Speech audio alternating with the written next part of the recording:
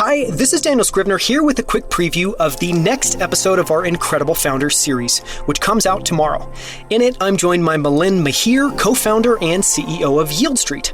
Yieldstreet was founded in 2014 and over the last 8 years has built one of the largest private investment platforms in the world. They have over 377,000 members that have invested more than $1.5 billion, and Yieldstreet has paid out over $196 million in interest alone.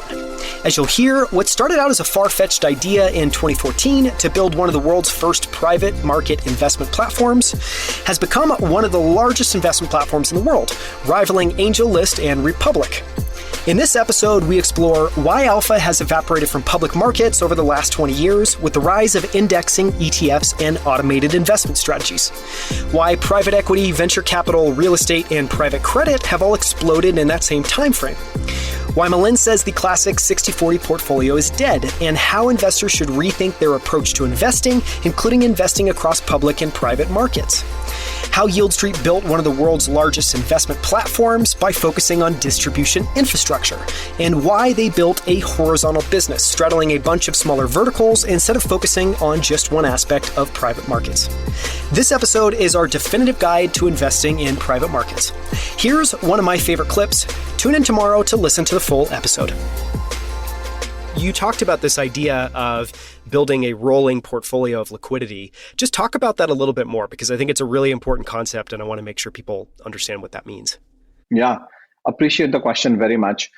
I think in my view, there are two ways to generate liquidity. So just to recap, one is rolling portfolio. What do I mean by that?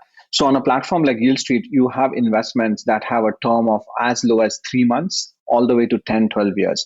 And so I think as a consumer, we are offering education as well as, shortly this summer, we'll offer automated tools to create customized portfolio depending upon your liquidity needs. So, maybe you put some portion into investments that have, like very short term, so 0 to 2 years, others in medium term, 2 to 4 or 5 years, and then others in long term, which is 5 years plus.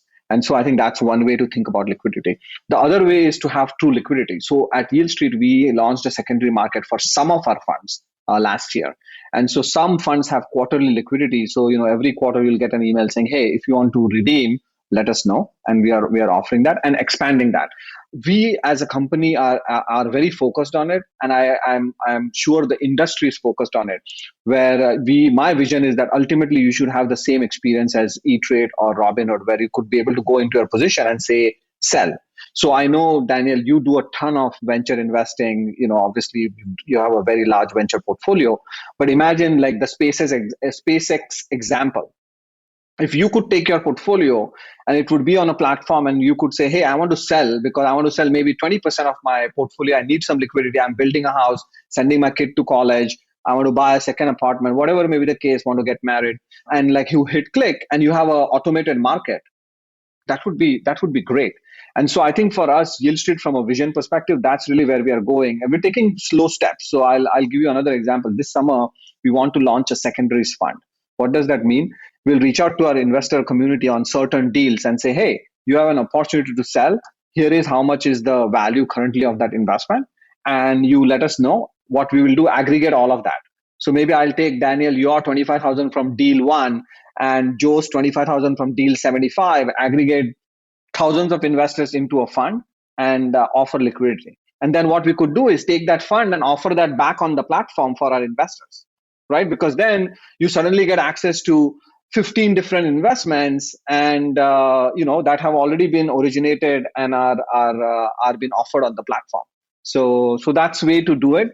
And then ultimately, again, as I was saying, I want to see a world where you could like do it the same way we do for stocks. Of course, there's lots of complexity and regulatory hurdles to cross there, but blockchain and DeFi, potentially can be a solution along with regulatory changes to kind of get us there.